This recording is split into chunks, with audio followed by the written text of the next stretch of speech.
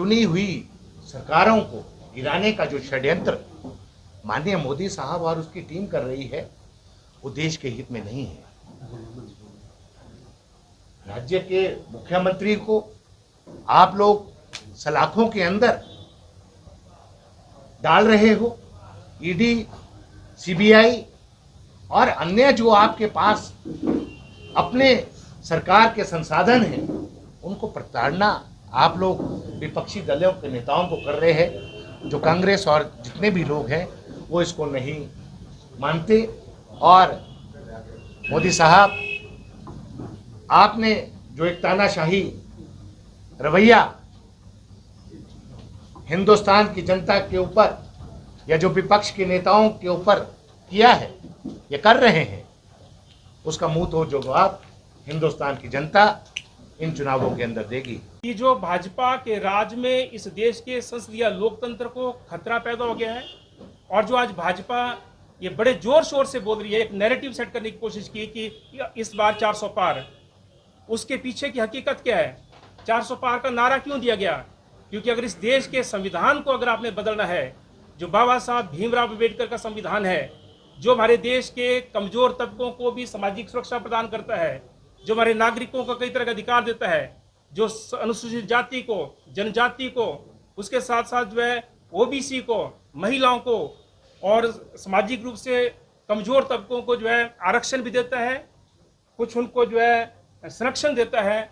मोदी साहब की सरकार इस देश के अंदर वो जो है सीधे तौर पर मनुस्मृति थोपना चाहते हैं, और वो जो है हमारे देश के संविधान को बदलना चाहते हैं। और जब तक 3/4 बहुमत नहीं आएगा तब तक वो संविधान बदला नहीं जा सकता है। इसलिए 400 पार का नारा है, लेकिन 400 पार का नारा टाइम फिक्स हुआ है, ये भी हम आपको बताना चाहते हैं। पूरे देश में अगर कोई सबसे सुंदर लोकतंत्र है और सबसे सुंदर कोई संविधान है तो भारतवर्ष का संविधान है। लेकिन आज धीरे धीरे जो बुद्धिजीवी वर्ग है, पढ़ा लिखा वर्ग है, वो ये सोचने पे मजबूर हो रहा है, क्या ये लोकतंत्र या ये संविधान क्या सचमुच आगे भी रहेगा? और अगर ये सोच पनप रही है तो इसका मतलब है कहीं तो दाल में कुछ काला है। और जिस तरह से जितने भी ईडी है, सीबीआई है या दूसरी जो सरकारी संस्थाएं हैं, उनका दुरुपयोग हो रहा है, तो ये जो सारा कार्यकलाप है ये उस दिशा की तरफ, यानी कि तानाशाही की तरफ इशारा कर रहा है। तो हमारा ये मानना है कि मजदूरों के हक के लिए जो 1925 से लेकर 2014 के अंदर सबसे लास्ट का जो एक श्रम कानून बना था रेडी फड़ी वालों के अधिकार के लिए, स्ट्रीट वेंडर एक्ट के नाम से, और तो वो जो 44 कानून है, इस मोदी सरकार ने उनको खत्म कर दिया। और हम जो जितने भी मजदूरों के संगठन है और हमारा मजदूरों के संगठन के नाते भी हमने सीटू के बैनर के तले एक मजदूरों का घोषणा पत्र जारी किया है, बनाया है। उसको हर मजदूर तक, हर गांव में जहां भी हमारा मजदूरों का संगठन है, ढांचा है, उसके अंदर उस मजदूरों के घोषणा पत्र को भी ले जा रहे हैं, साथ में पर्चा वितरण किया जा रहा है।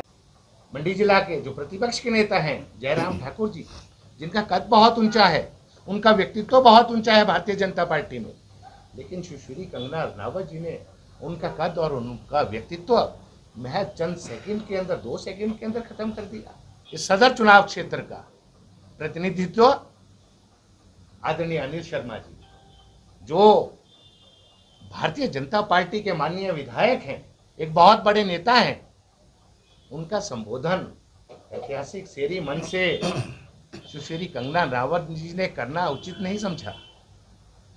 मान सम्मान शीर्ष नेतृत्व को देना एक समझदारी होती है राजनीति के अंदर। सुश्री कंगना रनावत जी, आपका दोष नहीं है, क्योंकि आप अभी राजनीति के अंदर अनाड़ी हैं।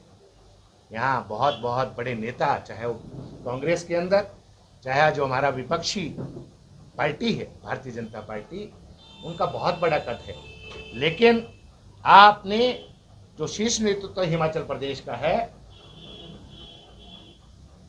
भाजपा का आपने अपना कद उस शीर्ष नेतृत्व से बड़ा किया है, ये शर्मनाक बात है।